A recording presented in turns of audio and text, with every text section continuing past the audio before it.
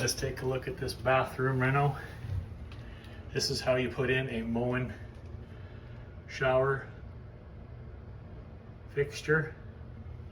You have to run copper out the downspout so it's sturdy, and then you have to put your threaded piece on after.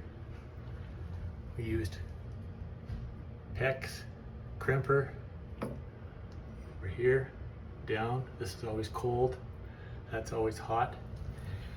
And we went up to the shower head,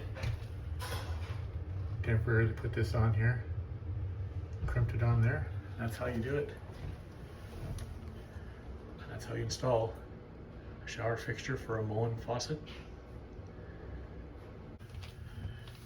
Because the diameter is 1/2 inch ID inside, you got more water flow here than if you used PEX. So if you used PEX, it'd be a restricted flow here, which might cause water to come out your shower head when you wanted water to come out your tub spout.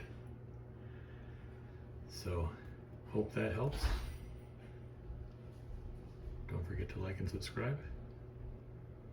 See you on our next project.